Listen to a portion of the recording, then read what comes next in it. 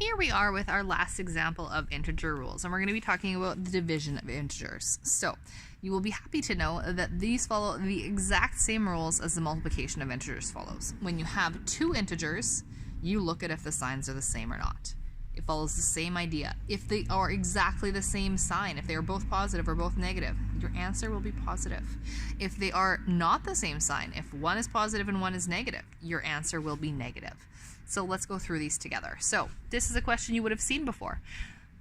Positive 10 divided by positive 2. So again, I could have wrote this a different way. I could have wrote it as positive 10 divided by positive 2. I could have brackets around both these. I could have brackets around these if I want. But for simplicity, I just wrote it like this. I don't need to have brackets around this because I don't have a sign right next to a sign. I wouldn't want to have positive 10 divided by positive 2.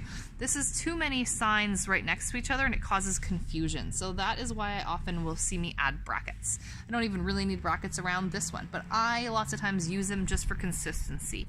And that way I don't have to think about it. Do I need brackets there? Do I not need brackets there? You can always put brackets there, and it often is just simpler to look at for you. So that's why you're going to see me using brackets quite a bit. So that could be written as that as well, but I'm going to write it as a fraction form because we've seen a lot of fractions this year. So this is kind of how I'm going to set things up. So this is a question you would have seen before.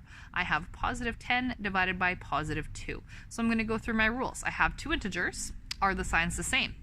Positive and positive, yes they are. So I know my answer will actually be positive. So I'm going through the same steps as I did in the multiplication video. So I'm going to think. I have a positive, but the signs are the same. I know my answer is going to have a positive sign. So I'm saying, what's my sign? What's my number? 10 divided by 2 is 5. Okay, I'm going to do the same thing for this one. I'm looking at this. I have a negative 10 divided by a negative 2. Are my signs the same? Yes, they are. My answer is going to have a positive sign, so I can write my positive down right away. 10 divided by 2 is still 5. Okay, now here, again, I have a different example. I have a negative 10 divided by a positive 2. Are the signs the same? No, they're not. So my answer is going to be negative in this case. So I can write my negative sign down right away. 10 divided by 2 is still 5. Here I have the reverse example. I have a positive 10, and I'm dividing that by negative 2. Okay, my signs, are they the same? No, they're not. So my answer is going to be negative again. And I do the same thing numerically. I have 10 divided by 2, which is 5.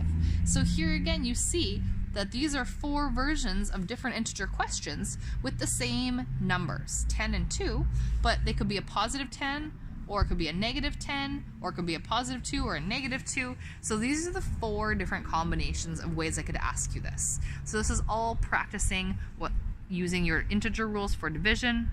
Look at every single time, are the signs the same?